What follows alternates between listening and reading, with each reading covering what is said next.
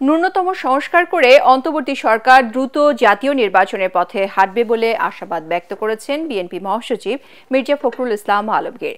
তিনি জানান, বিএনপির অবস্থান স্পষ্ট, জাতীয় নির্বাচনের আগে অন্য কোনো নির্বাচন নয়।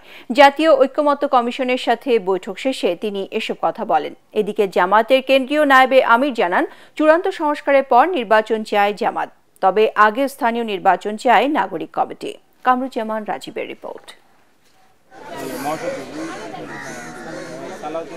সংস্কার ও নির্বাচন ইস্যুতে জাতীয় ঐকমত্য কমিশনের সাথে ২.৫ ঘন্টার বেশি সময় ধরে বৈঠক করেন রাজনৈতিক দলসহ গণ অভ্যুত্থানের অংশীজনেরা। পরে বৈঠক থেকে বের হয়ে সাংবাদিকদের কাছে দলের অবস্থান তুলে ধরেন তারা। এ সময় বিএনপি মহাসচিব মির্জা ফখরুল ইসলাম আলমগীর জানান, সংস্কারের সুপারিশ নিয়ে গঠনমূলক কোনো আলোচনা হয়নি। পরবর্তী বৈঠকে এ নিয়ে আলোচনা হবে। ঐকমত্য ছাড়া কোনো সংস্কার হবে না। ন্যূনতম সংস্কার করে দ্রুততম সময়ের মধ্যে জাতীয় নির্বাচন হবে বলে প্রত্যাশা ব্যক্ত করেন তিনি। আজকে প্রাথমিক আলোচনা, সেখানে বিভিন্ন রাজনৈতিক দল বিভিন্নভাবে কথা বলেছেন।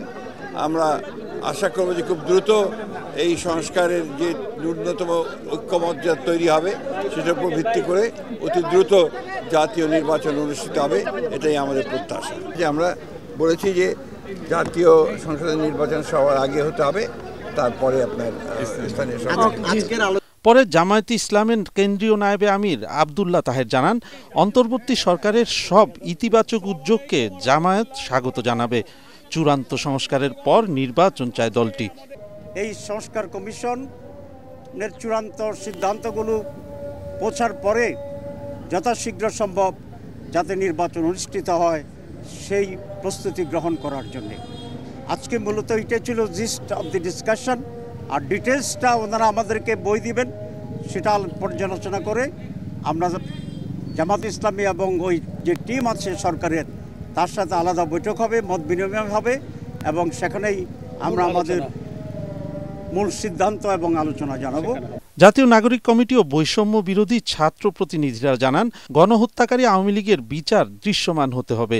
তারা পুনর্বাসিত হলে তার দায় রাজনৈতিক দলগুলোকে নিতে হবে। আন্দোলনের নেতৃত্বে এবং জাতীয় নাগরিক কমিটির উদ্যোগে এই মাসে যে ছাত্রদের একটি বড় দল আসতেছে বাংলাদেশের ইতিহাসে, আপনারা জানেন যে এটা জনমত জরিপের কাজ চলছে এবং সেখানে আমাদের রাজনৈতিক লাইনটা কী হবে সেটাও আমরা সবার সামনে আজকে ব্যক্ত করেছি। আমরা বলেছি আমাদের এই রাজনৈতিক লাইনটা হবে একটি নতুন সংবিধান রচনার জন্য আমাদের লড়াই। যে নৌকা ডুবে গিয়েছে সেটি আর বাংলাদেশ আর কখনোই ভাসবে না।